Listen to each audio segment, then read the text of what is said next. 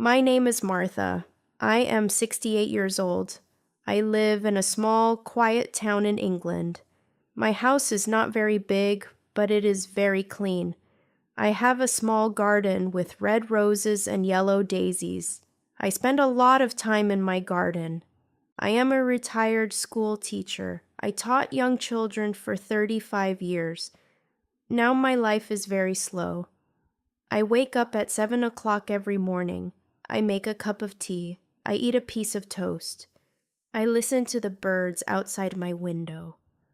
My life is simple. I go to the grocery store. I talk to the lady at the bank. I come home and read my books. Many people think I am happy because I have a peaceful life.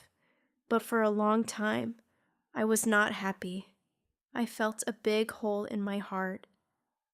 That hole was because of my daughter, Sarah. I remember when Sarah was born. She was so small and so beautiful. She had very little hair and very bright blue eyes. When I held her for the first time, I promised to love her forever.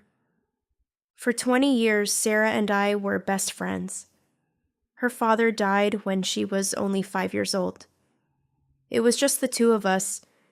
We did everything together. We cooked dinner every night. We watched funny movies on Friday nights. On Saturdays, we walked in the park and talked about her dreams. Sarah wanted to be a lawyer. She was very smart and worked very hard. I was so proud of her. When she graduated from university, I cried with joy. I thought, I am the luckiest mother in the world. Then, Sarah got a job in London. London is a very big city. It is very far from my small town. She met a man named Richard. Richard was a successful businessman. They got married in a beautiful ceremony. I wore my best blue dress. Sarah looked like a princess. I thought our relationship would never change. I thought she would always need me. At first, Sarah called me every Sunday morning. We talked for 1 hour. She told me about her job. She told me about the big buildings in London. She told me about her new friends. I told her about my garden and the neighbors. But slowly, things began to change. The calls became shorter. Instead of 1 hour, we talked for 15 minutes. One Sunday, the phone did not ring. I sat by the phone all morning. I did not want to go to the garden. I did not want to make tea. I waited and waited. Finally, it was evening. I called her. "Hello?" Sarah answered. She sounded tired. "Hi, Sarah. It is Mom. Is everything okay?" I asked. "Oh, hi, Mom. Yes, I am just very busy. Richard and I are going to a dinner party. I forgot to call. I'm sorry," she said. "That is okay, honey," I said. "Have fun at your party." But it happened again the next week, and the week after that. I sent her text messages. I wrote, "I love you. Have a good day." Sometimes she wrote back thanks. Sometimes she did not write back at all. Months passed. I felt very lonely.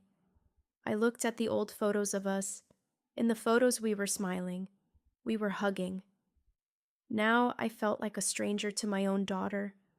I told myself, she is busy. She has a big life in the city. She is successful. This is a good thing.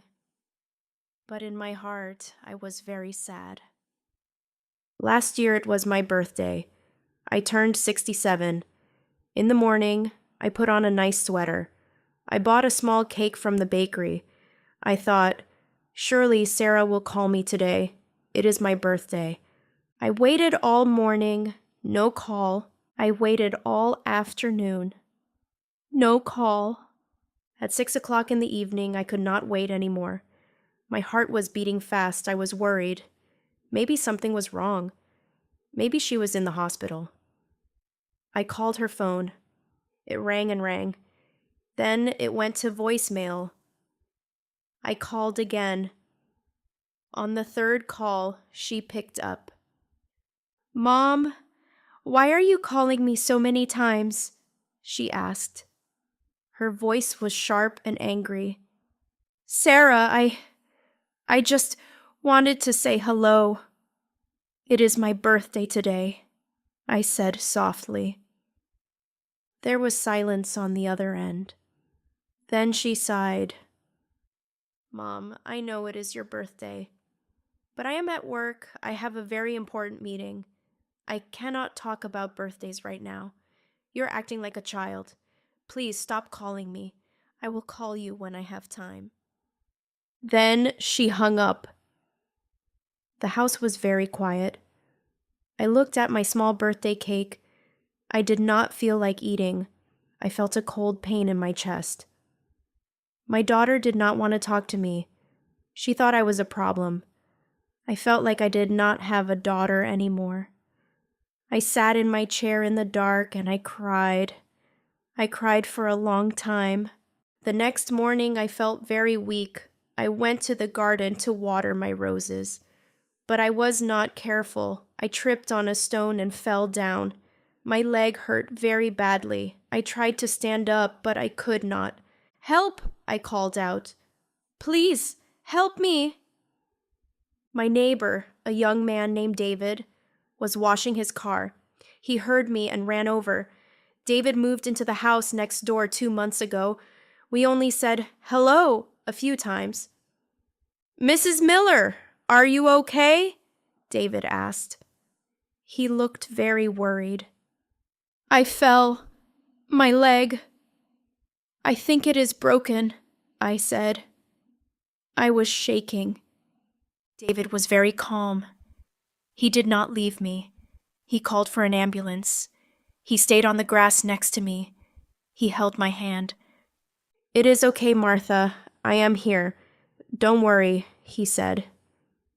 At the hospital, the doctors said my leg was broken. I had to stay there for 3 days. David came to visit me every day. He brought me a book and some orange juice. Do you want me to call your daughter? David asked on the 2nd day. I looked at the floor. No, I said. She is very busy in London. I don't want to bother her. David looked at me with kind eyes. He did not say anything, but I think he understood. He sat with me for 2 hours. We talked about his job and his family.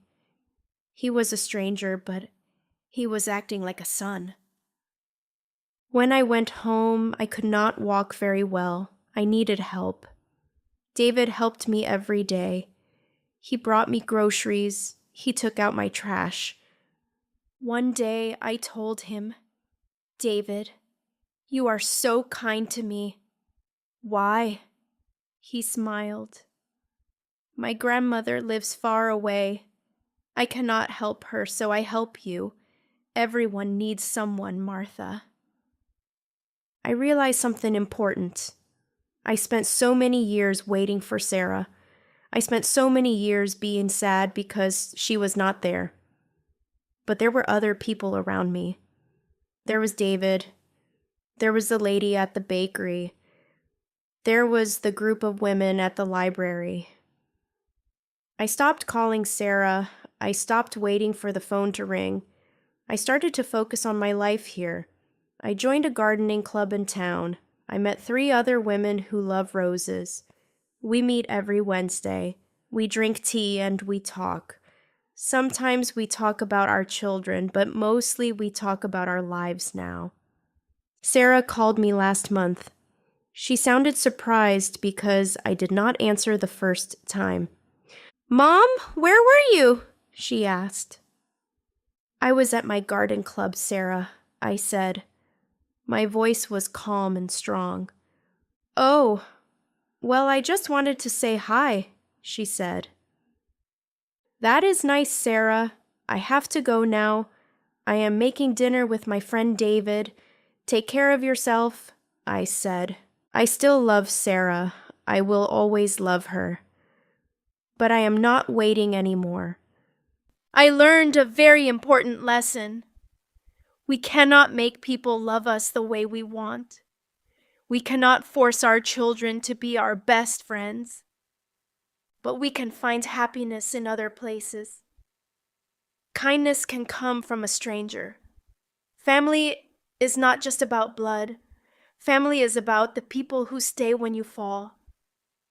Now, when I look at my garden, I don't feel lonely. I feel peace. I have a good life. I have good friends. I am strong. And I am okay. What would you do in my place? Tell me in the comments below. If you liked this story, please like, comment, share, and subscribe.